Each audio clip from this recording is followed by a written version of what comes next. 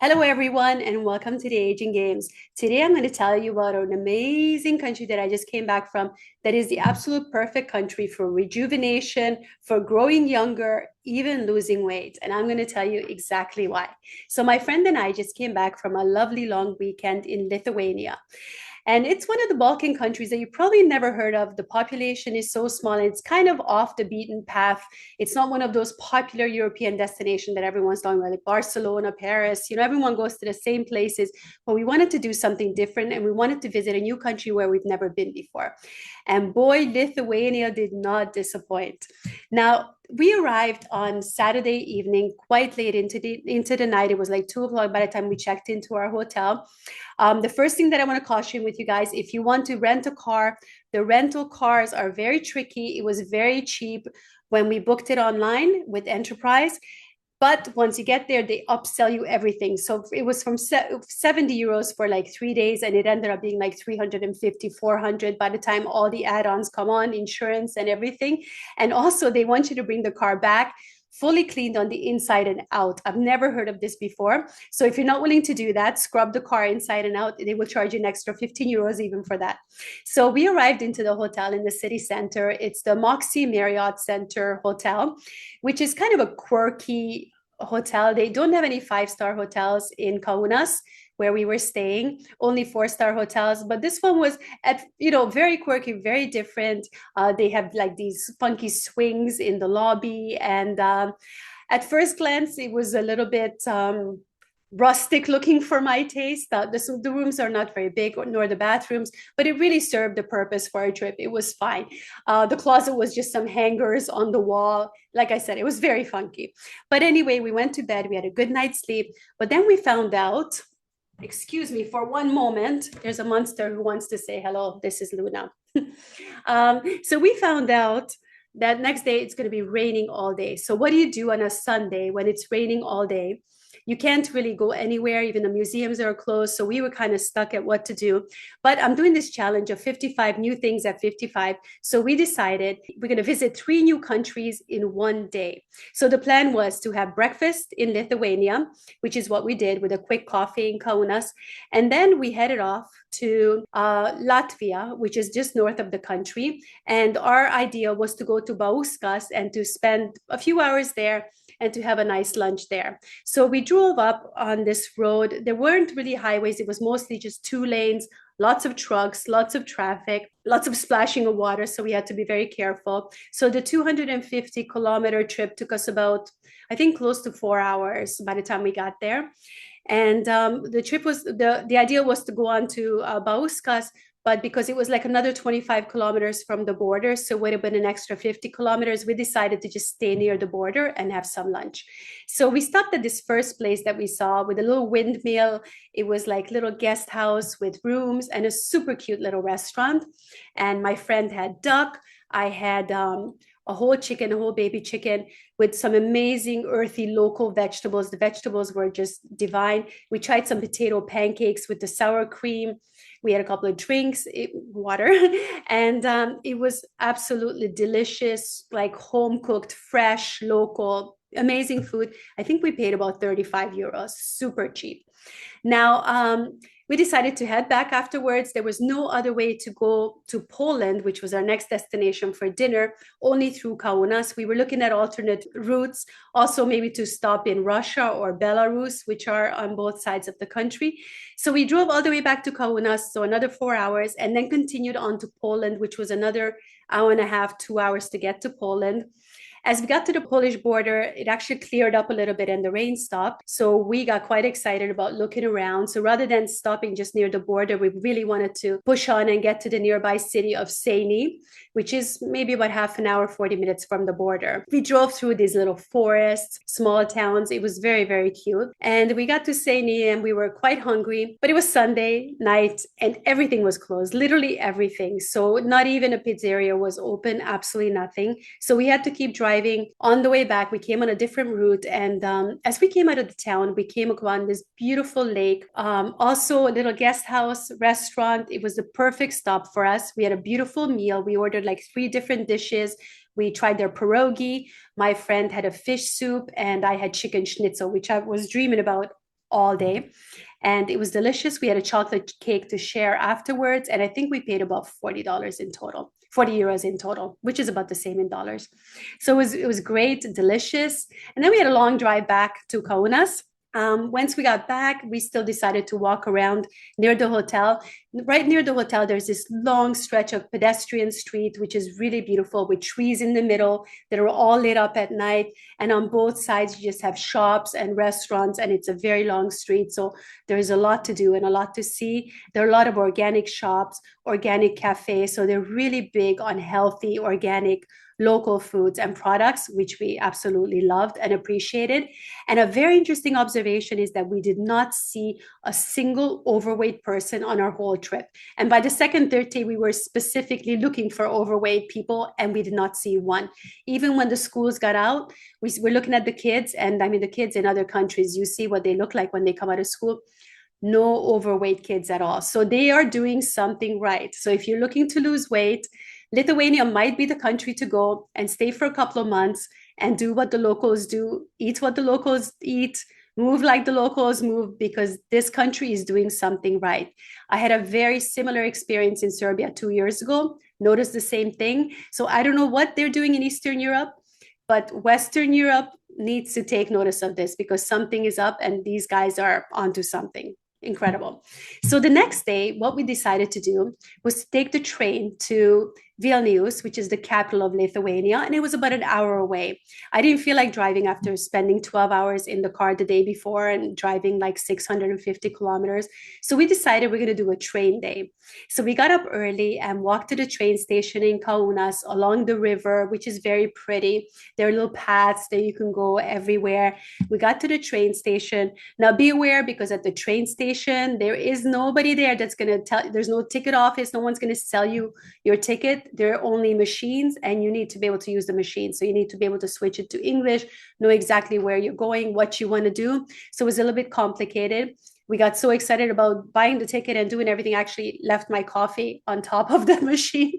So be careful with that. We bought business class tickets. They are very cheap. Like even the normal tickets were, I think, 2 to 4 euros or something like that. And I think maybe we paid 8 euros per person. So we got in the cabin that is a silent business class cabin where you're not allowed to speak at all. So we got warned a couple of times by the ticket lady, shh, be quiet, you cannot talk.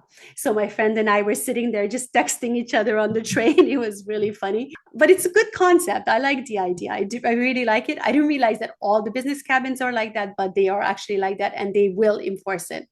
Now, the train was really interesting. It was very clean. It was always on time. They use green energy. It's electric train. And from the train, you can see all the little houses. You could see almost every house has a little vegetable garden. So people are still growing their own food and keeping chickens and goats and little things like that. There we saw a lot of farmlands. The scenery was absolutely beautiful. We arrived to Vilnius, and keep in mind, this is May. So we feel something strange on our face as we're walking around. Well, it was snow flurries. So you can imagine how cold it was. And we were coming from Spain. So it was quite a shock to the system. The streets of Vilnius were absolutely beautiful. We walked around a little bit, lots of little shops, cafes, cake shops. We did have some amazing cakes, 2 different kinds of chocolate cakes. And my friend also had ice cream. And then a Lithuanian friend told me to check out a food court in this new, hip, modern part of town. The food court was really cool, and we decided to have some more Lithuanian food, of course. And the food was amazing. It was just like a set menu for the day. You didn't really have anything to choose, just what they had. They had like a meatball wrapped in bacon, of course, cabbage every day, cabbage soup, some beets, and it was really, really tasty with a nice mushroom sauce. Again, few euros, peanuts, food is super, super cheap. And that's where all the locals were lining up. So we knew that's the place to get the food. After this, we decided to get back on the train and go to our next destination, which is Trakai. Now, Trakai is very famous because it's known to be like the most beautiful place in Lithuania. It's in beautiful lake, and in the lake, there's an island, and on the island, you have a castle. I mean, what more can you ask for when you want a fairy tale type of travel? So we arrived by silent train into Trakai, and we started walking along this beautiful lake that has these little bridges and little cottages all over the place. It was like time traveling back in time, just beautiful, quiet, not a lot of people. I mean, even in the capital, it was just very quiet, not a lot of tourists, not a lot of people, not a lot of traffic. It was just so refreshing after, being in Western Europe where everything's just full on all the time. Everything's busy and packed with tourists. So it was very nice. So look, we're walking along this little lake and we came upon these benches, swinging benches, and they also had swings attached to the trees, but big, big swings for adults. And we love that. I mean, there's swings everywhere, even in our hotel lobby that, you can, they make you have fun. For adults, you see a swing, you get on a swing and you're having fun and you feel like a child again. So that was really cool. And we crossed this bridge, we got to this beautiful castle, we walked around it. We decided not to go inside to do the tour because you've seen one castle, you've seen them all, right? But if you're really into castles, you would want to visit on the inside as well. And then we walked around, we looked at the little souvenir shops, bought a couple of necklaces and stuff. It was really cute. And then we got back on the train and got the train back to Kaunas because we still needed to see the old town in Kaunas. So there was another restaurant there that a friend recommended. It's kind of like a hunter's lodge, with the animals on the wall and everything. And we went in, got a really nice table, beautiful food. I had some wild boar. My friend had duck again. We had 2 appetizers. She had herring. I had a mushroom soup, and she had a kava, and I had some water. And this was the highest we've paid for a bill for food, and it was about 70 euros. So you can really eat very, very cheaply, really good quality food, beautiful restaurants, great service. Everyone speaks English. So after that, we decided to walk around the old town. By this point, everything was closed, but the streets were empty. It was just really beautiful. Different colorful houses. The architecture is amazing, clean. I mean, there's dogs everywhere. The dogs are allowed to go into hotels and restaurants, which we loved, but you did not see any dog poo anywhere, not one. We didn't see any garbage anywhere. We didn't see any homeless people. We didn't see any people begging for anything on the streets. It was just, you just felt safe, secure, comfortable. It was just like, honestly, like going back in time. We did have one little bit exciting thing that happened to us when we arrived. It was almost 2 a.m. and there was nobody on the streets, and we're trying to find the hotel, and we pulled into the wrong street. So I turned around, and with my friend, we're looking at her phone to see where we need to go. And from like the corner of my eye, I see this guy pulling the car door open in the back, trying to get him in the car. So of course my instincts kicked in and I just floored the car and I drove right through the intersection and right into a one-way street in the wrong direction. And I looked back and the guy was like really drunk, some young kid, really drunk or on drugs or something. I don't know if he actually wanted to hurt us or what he wanted, but it was pretty scary in the middle of the night in a new country. So I turned around and the guy saw us coming back and he's like, and he's coming at the car like a zombie. It was very, very surreal. But that was the only scary thing that happened to us. Other than that, we truly felt completely safe. So the second day ended like this. We did almost 34,000 steps, which is quite normal for us. We did a 60,000 step challenge not that long ago. You can also check that out on my channel. So after driving for 12 hours, we now walked for 12 hours and it was a beautiful day. And Tuesday was our last day. And we wanted to make that all about rejuvenation, relaxation. So we found the most interesting spot near Kaunas. We wanted to have the full sauna experience, the way the locals would experience it. So we found this amazing place called Perguniha. I hope I didn't butcher the name. It basically means thunder. It's called Thunder Saunas. And we took our car there. It was about 20 to 30 minutes out of town. And our hosts were Robertas and Audra. And they were a lovely couple who greeted us with like huge smiles and so happy to see us. And they had some nice herbal tea for us and a little plate with fresh local bread, which was amazing. And I don't normally eat bread, and radishes and cucumbers that were, probably locally grown, some bacon.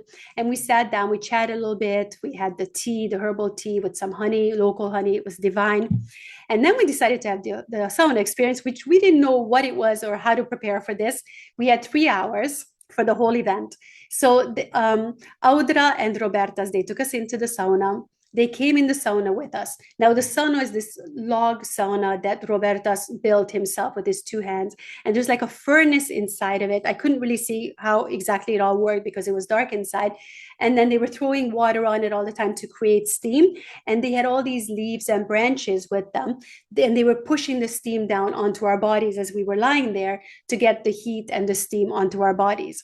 And then they took these leaves and they started whisking us with them. So these are coming from different trees. They have birch trees, linden trees, oak, also maple from Canada. And they use like harder leaves for men and then softer ones for women. For example, linden is supposed to be like the mother tree, the feminine energy. And they even use some linden tree infused water in the end to rinse our bodies, which was really cool. So they start beating us, whisking us with these leaves. And they're also putting these herbal mixtures on our noses, and I was smelling like lemongrass and mint and chamomile, and you're inhaling these fumes. It's like this amazing experience for all your senses, and you have the heat and you're dripping in sweat and they're whisking you, and it was just, oh, and we had these really cool hats to keep the heat inside. So we're lying there. After about 20 minutes, they asked us if we'd like to have a dip in the lake. We're like, of course, because we love cold water swimming. We swim all year. We were very excited to get into the cold lake. I didn't quite do it right because Audra told me I need to go right under the water and put my whole face and head inside, which I didn't do. I just don't like the water up my nose and in my eyes. But my friend Kay was a trooper. She jumped in, had the full experience. It was amazing.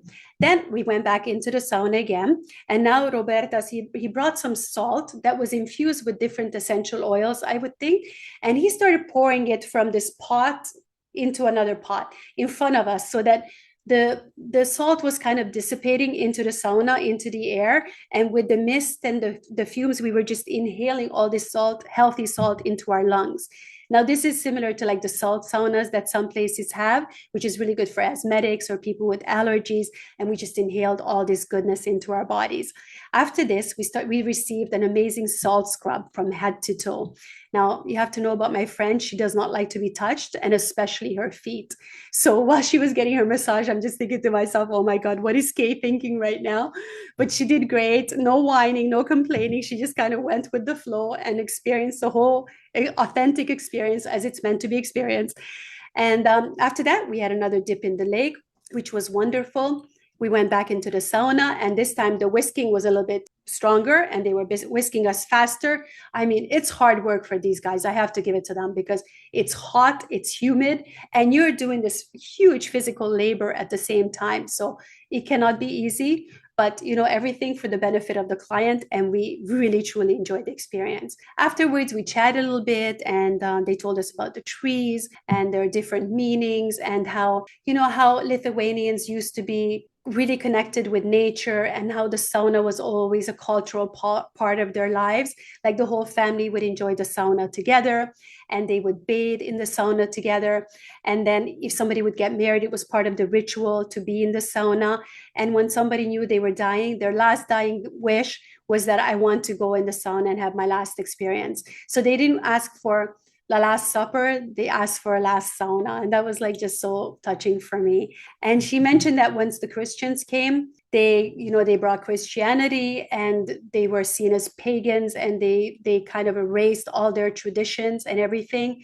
And now there's a revival, bringing back the old ancient traditions and healing methods and herbs and everything, which is great to see that people are reconnecting with their roots and rewilding back to the way things used to be and the way life used to be in Lithuania. But it was so nice to have this little taste of this whole experience that people have been doing for hundreds or thousands of years. That was part of their culture, and it was just divine. So we felt so refreshed, so clean on the inside and outside, and just glowing, full of energy, and just our cells just came alive through this whole incredible cold and hot experience. Sadly, this was the end of our trip to Lithuania, and we had to go to the airport. But we truly feel like we had the full experience, like driving from one end of the country to the other end, seeing 3 different countries, experiencing this amazing cuisine, these amazing meals, food, incredible people that are super friendly, helpful,